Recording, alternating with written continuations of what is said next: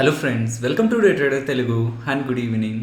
Sensex 519 points gain అయ్యి 35,430 దగ్గర close అయితే, నిఫ్టీ 160 పాయింట్స్ గెయిన్ అయ్యి 10,471 దగ్గర క్లోజ్ అవ్వడం జరిగింది. సో మార్కెట్లో ఉన్న ఇంపార్టెంట్ అప్డేట్స్ అండ్ న్యూస్ అనాలిసిస్కి ముందు సుందరం మ్యూచువల్ ఫండ్లో ఈక్విటీ సెగ్మెంట్కి సంబంధించిన చీఫ్ ఇన్వెస్ట్మెంట్ ఆఫీసర్ అయిన ఎస్ కృష్ణకుమార్ గారిని ఈటీ వాళ్ళు కొన్ని ఇంపార్టెంట్ క్వశ్చన్స్ అయితే అడగడం జరిగింది. లైక్ ఈ రీసెంట్ టైమ్స్ లో మార్కెట్ కంటిన్యూస్ గా ర్యాలీ అవుతుంది కదా, అది మార్కెట్ ఒక ఫండమెంటల్స్ కూడా సపోర్ట్ చేస్తుందా, లేదంటే జస్ట్ ఇది లిక్విడిటీతో వస్తున్న ర్యాలీ? అలాగే రీసెంట్ టైమ్స్లో చూస్తున్న స్ట్రాంగ్ ర్యాలీ ఇక్కడి నుంచి కూడా కంటిన్యూ అవ్వడానికి ఛాన్స్ ఉందా, అంటే ఇక్కడి నుంచి కూడా మార్కెట్స్ చాలా స్ట్రాంగ్గా ర్యాలీ అవ్వడానికి ఛాన్స్ ఉందా? అండ్ రూరల్ థీమ్ ఎలాగుంది, అంటే ఇండియాలో కన్సంప్షన్ ఎలాగుంది, కన్సంప్షన్ స్టోరీ ఎలా ఉంది అనే దానికి కూడా తన ఆన్సర్ చేయడం జరిగింది. వీటి గురించి మాట్లాడుకున్న తర్వాత ఇవాల్టి న్యూస్ అప్డేట్స్లోకి అయితే వెళ్దాం. సో మొదటి క్వశ్చన్, మార్కెట్స్ ఈ రీసెంట్ టైమ్స్లో ర్యాలీ అవుతున్నాయి కదా, ఆ ర్యాలీకి మార్కెట్ ఒక ఫండమెంటల్స్ కూడా సపోర్ట్ చేస్తున్నాయా, అంటే కంపెనీస్ కూడా ఆ రకంగా గ్రో అయ్యేదానికి ఛాన్స్ ఉందా కమింగ్ టైమ్స్లో, లేదంటే కేవలం ఇది అవుట్ సైడ్ నుంచి వస్తున్న లిక్విడిటీ, అంటే అదర్ కంట్రీస్ నుంచి వస్తున్న మనీతోనే మార్కెట్ ఇంక్రీజ్ అవుతూ వెళ్తుందా అన్న క్వశ్చన్కి అయితే తన ఆన్సర్ ఇలా చేయడం జరిగింది. బట్ ఆన్సర్ మాట్లాడుకునే దానికంటే ముందు ఈ క్వశ్చన్లో ఉన్న లిక్విడిటీ మీనింగ్ అంటే ఏంటో తెలుసుకోవాలి ఫ్రెండ్స్. మన ఇండియాలో సెంట్రల్ బ్యాంక్ ఆర్బీఐ లాగో యూఎస్లో ఫెడరల్ రిజర్వ్ అలాగనమాట. సో యూఎస్ ఫెడ్ వాళ్ళు అక్కడున్న ఇంట్రెస్ట్ రేట్ని, వడ్డీ రేట్ని కంట్రోల్ చేస్తూ ఉంటారు. సింపుల్గా గుర్తుపెట్టుకోవాలంటే, ఎప్పుడైతే యూఎస్ ఫెడ్ వాళ్ళ మీటింగ్లో ఇంట్రెస్ట్ రేట్లు తగ్గించారు, కట్ చేశారు అంటే మన మార్కెట్స్ కొంత పాజిటివ్గా రియాక్ట్ అవుతూ ఉంటాయి.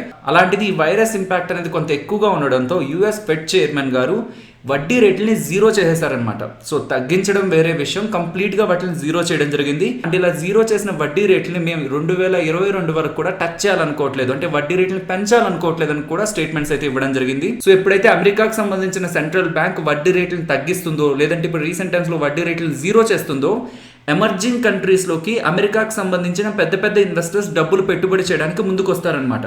సో వాళ్ళు అక్కడ వడ్డీ రేట్లు తగ్గించారు కాబట్టి ఎక్కువగా డబ్బులు ఫ్లో అవుతూ ఉండడం కారణంగానే మన మార్కెట్స్ పెరుగుతున్నాయా, లేదంటే ఫండమెంటల్గా కూడా ఏదైనా రీజన్స్ ఉన్నాయా అని రిపోర్టర్ అడిగిన క్వశ్చన్కి తన ఆన్సర్ చేస్తూ, మన మార్కెట్స్ ర్యాలీ అవడానికి కేవలం లిక్విడిటీయే రీజన్ కాదు, అంటే అదర్ కంట్రీస్ నుంచి వస్తున్న డబ్బులు మాత్రమే రీజన్ కాదు, కొన్ని ఫండమెంటల్ ఫ్యాక్టర్స్ని కూడా మార్కెట్ కన్సిడర్ చేస్తుంది అని చెప్పి తన స్టేట్మెంట్స్ అయితే పాస్ చేయడం జరిగింది. చైనాని ఎగ్జాంపుల్గా చూపిస్తూ, ఈ వైరస్ కారణంగా ఏ సెక్టార్లు అయితే అక్కడ ఇంపాక్ట్ అయ్యాయో, దాని తర్వాత రిస్ట్రిక్షన్స్ని కొంత రిమూవ్ చేసిన తర్వాత ఆ సెక్టార్స్ అన్ని కూడా మంచి గ్రోత్ని చూపిస్తున్నాయి, నియర్ టు నార్మల్ రావడానికి ప్రయత్నిస్తున్నాయి. చైనాలో మాత్రమే కాదు, యూఎస్, యూరోప్ అండ్ అదర్ కంట్రీస్లో కూడా ఈ వైరస్ ఉన్నప్పుడు lockdown and other social distancing నార్మ్స్తో ఏ రిస్ట్రిక్షన్స్ అయితే ఉంచారో అవి ఇప్పుడు కొంతగా రిమూవ్ చేస్తుండేసరికి అక్కడ కూడా ఆపరేటింగ్ మెట్రిక్స్, అంటే నెంబర్స్ వస్తుంటాయి కదా, ఏ సెక్టర్ ఎలా పర్ఫామ్ చేస్తుందని, ఆ నెంబర్స్ అయితే కొంత పాజిటివ్గానే ఉన్నాయి. సో మన ఇండియాలో కూడా కమింగ్ డేస్లో అలాంటి నెంబర్సే వస్తాయని మార్కెట్ ఎక్స్పెక్ట్ చేస్తూ ప్రెసెంట్ అయితే ర్యాలీ అవుతుంది అని చెప్పి తన ఆన్సర్ అయితే ఇవ్వడం జరిగింది. సో ఇప్పటి వరకు లాక్డౌన్ వల్ల క్రియేట్ అయిన ఇంపాక్ట్ అనేది కమింగ్ 6 to 12 monthsలో కొంత నార్మల్ అవ్వడానికి ఛాన్స్ ఉందని మార్కెట్ ముందుగానే గెస్ చేసి ప్రెసెంట్ అయితే ర్యాలీ అవుతుందని చెప్పి తన ఆన్సర్ అయితే ఇవ్వడం జరిగింది ఫ్రెండ్స్. ఇండియాలో ఆర్బీఐ కానీ, అమెరికాలో ఫెడరల్ రిజర్వ్, యూఎస్ ఫెడ్ కానీ ఎప్పుడైతే ఎకానమీలో ప్రాబ్లం ఉంటుందో అప్పుడే వడ్డీ రేట్లు తగ్గిస్తుంది అనమాట. అప్పుడే మనకి లిక్విడిటీ అనేది ఎక్కువ అవుతుంది and emerging markets like Indian stock మార్కెట్స్లోకి అదర్ కంట్రీస్ నుంచి డబ్బులు ఎక్కువగా వస్తూ ఉంటుంది. బట్ ఎకానమీస్ ఎప్పుడైతే నార్మల్ యాక్టివిటీకి వెళ్తూ ఉంటాయో ఆ పాయింట్లో సెంట్రల్ బ్యాంక్స్ మళ్ళీ లిక్విడిటీని టైట్ చేసే ప్రయత్నం చేస్తాయి ఫ్రెండ్స్. అప్పుడు ఎమర్జింగ్ మార్కెట్స్ నుంచి డబ్బులు కూడా వెనక్కి వెళ్తాయి అనమాట. దాని గురించి కూడా మాట్లాడుతూ 2022 వరకు కూడా అమెరికన్ ఫెడరల్ రిజర్వ్ అయిన యూఎస్ ఫెడ్ వాళ్ళు ఎటువంటి చేంజెస్ చేయనంటున్నారు కాబట్టి వడ్డీ రేట్ల గురించి అప్పటి వరకు మన మార్కెట్స్కి లిక్విడిటీ రిలేటెడ్గా ఎలాంటి ఇష్యూ అయితే ఉండదు. బట్ ఆ పాయింట్లోపే మనకి మన ఎకానమీ రిలేటెడ్గా ఒక కంప్లీట్ పిక్చర్ అయితే ఐడియా వస్తుందని చెప్పి తన స్టేట్మెంట్స్ అయితే పాస్ చేయడం జరిగింది. ఇక్కడ నుంచి మార్కెట్స్ ఇంకా ర్యాలీ అవ్వడానికి ఛాన్స్ ఉందా, ఎందుకంటే రీసెంట్గా 7,500 ఆల్మోస్ట్ ఆ లెవెల్స్ని టచ్ అయ్యాక ఇప్పుడు మళ్ళీ 10,500 లెవెల్స్లో అయితే ఉంది కదా మార్కెట్. ఆల్మోస్ట్ 3,000 పాయింట్స్ దగ్గరగా మార్కెట్ ర్యాలీ అయింది. సో ఇన్ని వేల పాయింట్లు ర్యాలీ అయినా Nifty and Sensex and overall market అంతా కూడా ఇక్కడ నుంచి కూడా ఇంకా స్ట్రాంగ్ ర్యాలీకి వెళ్ళడానికి ఛాన్స్ ఉందా అని తనని అడిగినప్పుడు, మార్చ్ ఆ పాయింట్ ఆఫ్ టైంలో మార్కెట్ మనకి చాలా డ్రాస్టిక్గా ఫాలో అయింది కదా, 7,500 వరకు ఫాలో అయిపోయింది కదా.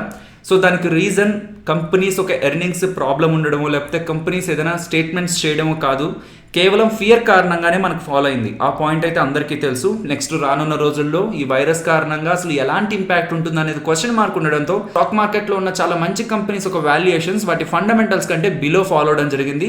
బట్ ఈ రీసెంట్ టైమ్స్ లో ప్రెసెంట్ ఉన్న పిక్చర్ ని మార్కెట్ అర్థం చేసుకుంటూ వాల్యుయేషన్స్ ని మ్యాచ్ చేసేలాగా మార్కెట్ అయితే ర్యాలీ అవుతుంది. మార్చ్ లో మనకి ఏదైతే ఫియర్ తో ఫాలో అయిందో ఇప్పుడు ఈ రీసెంట్ ర్యాలీతో అది కొంత మ్యాచ్ అయ్యి వాల్యుయేషన్ పరంగా కొంత రీజనబుల్ గానే ఉన్నాయి. బట్ ఇప్పటి వరకు చూసిన స్ట్రాంగ్ ర్యాలీ ఇక్కడి నుంచి కంటిన్యూ అవుతుందని తను ఎక్స్పెక్ట్ చేయట్లేదు అని చెప్పి క్లియర్ గా స్టేట్మెంట్ అయితే పాస్ చేయడం జరిగింది ఫ్రెండ్స్. సో మార్కెట్ ఇక్కడ నుంచి డ్రాస్టిక్ గా మూవ్ అవుతుందని తను ఎక్స్పెక్ట్ చేయట్లేదు. బట్ దీనికి తను ఇది కూడా యాడ్ చేయడం జరిగింది. మార్కెట్ ఇక్కడ నుంచి స్లోగా టాప్ సైడ్ కి మూవ్ అవుతూ ఉంటుంది విత్ స్మాల్ కరెక్షన్స్ తో, అంటే చిన్న చిన్న కరెక్షన్స్ తో మార్కెట్ టాప్ సైడ్ కే మూవ్ అవుతూ ఉంటుంది. డిఫరెంట్ సెక్టార్ కి సంబంధించిన కంపెనీస్ ఒక్కొక్క పాయింట్ ఆఫ్ టైమ్ లో మార్కెట్ కి కాంట్రిబ్యూషన్ ఇస్తూ మార్కెట్ ని టాప్ సైడ్ కి తీసుకువెళ్తాయనే స్టేట్మెంట్స్ తను పాస్ చేయడం జరిగింది. నెక్స్ట్ కన్సంప్షన్ గురించి కూడా మాట్లాడారు. సో ఒక ఎకానమీ గ్రో అవ్వాలంటే కన్సంప్షన్ థీమ్ అనేది చాలా పాజిటివ్ గా ఉండాలన్నమాట. లాస్ట్ 1 year అగ్రికల్చర్ రిలేటెడ్ గా యాక్టివిటీ అనేది చాలా బాగుంది. అండ్ గవర్నమెంట్ కూడా poor and rural area related గానే ఎక్కువగా ఫోకస్ చేస్తుంది. థర్డ్ అండ్ ఫైనల్ పాయింట్, ఈసారి మాన్సూన్స్ చాలా బాగున్నాయి. సో వీటన్నిటిని మనం యాడ్ చేస్తే లాస్ట్ ఇయర్ తో పోలిస్తే ఈసారి రూరల్ ఏరియాలో ఎకానమీ అనేది కొంత స్ట్రాంగ్ గానే ఉంది కాబట్టి కన్సంప్షన్ అనేది కూడా వాళ్ళ సైడ్ నుంచి స్ట్రాంగ్ గానే కనిపిస్తుంది. సో అది ఏ కంపెనీస్ కి పాజిటివ్ గా ఉంటుందని మనం ఆలోచిస్తే FMCG కంపెనీస్ కి అండ్ కన్స్యూమర్ అప్లయన్సెస్ తయారు చేసే కంపెనీస్ కి, 2-wheeler కంపెనీస్ కి, ట్రాక్టర్ కంపెనీస్ కి వీటికైతే పాజిటివ్ గా ఉంటుంది. బట్ వీటన్నిటికంటే కూడా అగ్రో కెమికల్స్ తయారు చేస్తున్న కంపెనీస్ కి అయితే ఇది స్ట్రాంగ్ గా పాజిటివ్ గా ఉంటుందని చెప్పి తన స్టేట్మెంట్స్ అయితే ఇవ్వడం జరిగింది. ఎకనామిక్స్ టైమ్స్ వాళ్ళు అడిగిన క్వశ్చన్స్ కి ఎస్ కృష్ణకుమార్ గారు ఇచ్చిన ఆన్సర్స్ అయితే ఇవి. ఫస్ట్, డొనాల్డ్ ట్రంప్ గారు చేసిన స్టేట్మెంట్స్ గురించి మాట్లాడుకోవాలి. రీసెంట్ టైమ్స్ లో మన ఇండియాలో ఎలాగైతే కేసులు ఎక్కువైపోతూ ఉంటే లాక్డౌన్ పెడతారా లేదా అని ఒక క్వశ్చన్ మార్క్ ఉంటే నరేంద్ర మోడీ గారు లాక్డౌన్ కాదు అన్లాక్ ఉండబోతుంది, సెకండ్ ఫేజ్ ఆఫ్ అన్లాక్ ఉండబోతుంది అని ఎలాగైతే క్లారిటీ ఇచ్చారు, అలాగే మనకి యుఎస్ ప్రెసిడెంట్ డొనాల్డ్ ట్రంప్ గారు చైనాకు సంబంధించి కంటిన్యూస్ గా నెగిటివ్ స్టేట్మెంట్స్ చేస్తుండడంతో యుఎస్ చైనా మధ్యలో జరుగుతున్న ట్రేడ్ డీల్ అనేది ఏదైనా డ్యామేజ్ అవుతుందా, సో ట్రేడ్ డీల్ డ్యామేజ్ అయితే మళ్ళీ వీళ్ళ మధ్యలో ట్రేడ్ వార్ అనేది కంటిన్యూ అయితే అది కూడా ఎకానమీస్ నెగిటివ్ గా ఇంపాక్ట్ చేస్తుంది కదా అన్న క్వశ్చన్ మార్క్స్ కి ఈ రోజు డొనాల్డ్ ట్రంప్ గారు ఇచ్చిన ట్వీట్ అయితే ఆన్సర్ అయితే ఇస్తుంది ఫ్రెండ్స్. చైనా ట్రేడ్ డీల్ అనేది ఫుల్ గా ఇంటాక్ట్ లోనే ఉంది. అంటే ఈ వైరస్ ఈవెంట్ కంటే ముందు వీళ్ళ మధ్యలో ఉన్న అగ్రిమెంట్ అనేది స్టిల్ ఇంటాక్ట్ గా ఉంటుందని చెప్తున్నారు. అండ్ అలాగే చైనా వాళ్ళు కూడా మేము అంతకు ముందు చేసుకున్న టర్మ్స్ కి కట్టుబడి ఉంటారనే మేము అనుకుంటున్నామని కూడా తన ట్వీట్ లో మెన్షన్ చేయడం అయితే జరిగింది. నెక్స్ట్, గ్లెన్మార్క్ ఫార్మా గురించి మాట్లాడుకోవాలి. లాస్ట్ ట్రేడింగ్ సెషన్ లో చాలా పాజిటివ్ ర్యాలీ కనిపించడం జరిగింది ఫ్రెండ్స్. బట్ ఈ రోజు 6.5% దగ్గరగా నెగిటివ్ అయితే క్లోజ్ అవడం జరిగింది. గ్లెన్మార్క్ రిలేటెడ్ గా అంతకు ముందు నుంచి షేర్స్ ని హోల్డ్ చేస్తున్న HSBC పూల్డ్ ఇన్వెస్ట్మెంట్ ఫండ్ వాళ్ళైతే 527 దగ్గర 18,79,000 షేర్స్ దగ్గరగా అయితే సెల్ చేయడం జరిగింది. సో ఇక్కడ మీకు చాలా క్లయింట్స్ బై అండ్ సెల్ చేసిన డేటా అయితే కనిపిస్తూ ఉంటుంది. బట్ మనకి బై అండ్ సెల్ చేసిన వాటిని మనం నెగ్లెక్ట్ చేయాల్సి ఉంటుంది. ఎవరైతే కేవలం బై ఆర్ కేవలం సెల్ చేశారో వాళ్ళని మాత్రమే మనం కన్సిడరేషన్ లోకి తీసుకోవాల్సి ఉంటుంది ఫ్రెండ్స్. నెక్స్ట్, UTI AMC వాళ్ళకి సెబీ దగ్గర నుంచి IPO రిలేటెడ్ గా NOD రావడం జరిగిందనమాట. సో వీళ్ళు సెబీకి December 2019 లో డ్రాఫ్ట్ పేపర్ అయితే IPO రిలేటెడ్ గా సబ్మిట్ చేయడం జరిగింది. దానికి ఇప్పుడు సెబీ NOD ఇవ్వడం జరిగింది ఫ్రెండ్స్. అంటే ముందుకు ప్రొసీడ్ అవ్వండి అని చెప్పి యాక్సెప్ట్ చేయడం అయితే జరిగింది. UTI అసెట్ మేనేజ్మెంట్ కంపెనీ ఇండియాలోనే 7th largest mutual fund house అనమాట. సో ఇప్పటి వరకు మనకి స్టాక్ మార్కెట్ లో HDFC AMC, Nippon life AMC so ఇవైతే ఉన్నాయి. UTI AMC IPO ద్వారా మార్కెట్ లోకి ఎంటర్ అయితే ఇది 3rd AMC అయితే అవుతుంది. నెక్స్ట్, లార్సన్ టూబ్రో గురించి మాట్లాడుకోవాలి. వీళ్ళకి సంబంధించిన డిఫరెంట్ బిజినెస్ రిలేటెడ్ గా కొన్ని కొత్త ఆర్డర్స్ వచ్చాయని వీళ్ళు అప్డేట్ ఇవ్వడంతో ఇంట్రాడే సెషన్స్ లో మనకి స్టాక్ అయితే కొంత పాజిటివ్ గా ర్యాలీ అవడం జరిగింది. అండ్ లార్సన్ టూబ్రో రిలేటెడ్ గా ఇది గుర్తుపెట్టుకోవడానికి ప్రయత్నించండి ఫ్రెండ్స్. వీళ్ళకి ఎప్పుడైతే ఒక పెద్ద ఆర్డర్ వస్తుందో ఆ పెద్ద ఆర్డర్ రిలేటెడ్ గా వాళ్ళు ఎగ్జాక్ట్ నెంబర్ అనేది చెప్పరనమాట. అంటే ఇన్ని కోట్ల ప్రాజెక్ట్ మాకు వచ్చిందని చెప్పరు. ఆర్డర్ ఎప్పుడైతే పెద్ద ఆర్డర్ అవుతుందో వాళ్ళు ఈ రేంజే చెప్తారు ఫ్రెండ్స్. 2,500 to 5,000 crores విలువ చేసే ప్రాజెక్ట్ ఆర్ ఆర్డర్ అయితే మాకు రావడం జరిగిందని చెప్పి వీళ్ళైతే అప్డేట్ చేస్తూ ఉంటారు. Nifty and bank Nifty support and resistance మాట్లాడుకుందాం ఫ్రెండ్స్. నిఫ్టీ సపోర్ట్ 10,400 దగ్గర గమనిస్తున్నాను. అండ్ నిఫ్టీ రెసిస్టెన్స్ ఇమీడియట్ గా 10,520 దగ్గర, ఇఫ్ అది బ్రేక్ అయితే 10,600 దగ్గర.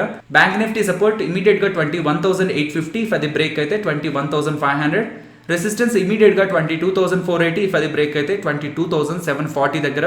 నెక్స్ట్, నిఫ్టీ ఆప్షన్ చైన్ గురించి మాట్లాడుకుందాం. 25th June కాంట్రాక్ట్ ని, అంటే ఈ మంత్ ఎక్స్పైరీ కాంట్రాక్ట్ ని next month weekly expiry contract తో కంపేర్ చేస్తూ ఎక్కడ సపోర్ట్ అండ్ రెసిస్టెన్స్ ఫామ్ అవుతుందో చూద్దాం ఫ్రెండ్స్. సో ప్రెసెంట్ ఉన్న లెవెల్ నుంచి మార్కెట్ టాప్ సైడ్ కి మూవ్ అవుతుంది అనుకుంటే ఏ లెవెల్ దగ్గర ఎక్కువ ఓపెన్ ఇంట్రెస్ట్ ఫామ్ అయిందో మనం గమనిస్తే 10,500 దగ్గర మనకి స్ట్రాంగ్ ఓపెన్ ఇంట్రెస్ట్ అయితే బిల్డ్ అవ్వడం జరిగింది ఫ్రెండ్స్ ఈ మంత్ ఎక్స్పైరీ కాంట్రాక్ట్ లో.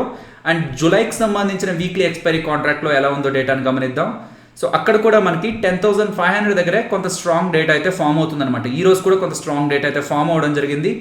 సో 10,500 కంటే దాటి మార్కెట్ వెళ్ళదు అని ఈ మంత్ ఎక్స్పైరీలో ఎవరైతే రైట్ చేసిన కాల్ రైటర్స్ ఉన్నారో వాళ్ళు బిలీవ్ చేస్తున్నారు. And next month first week సంబంధించిన కాల్ రైటర్స్ కూడా బిలీవ్ చేస్తున్నారు. ఇమీడియట్ గా మనకి 10,500 రెసిస్టెన్స్ అవుతుంది ఫ్రెండ్స్. కాకపోతే ఈ ఇంపార్టెంట్ అబ్జర్వేషన్ కూడా మనం చేయాలి.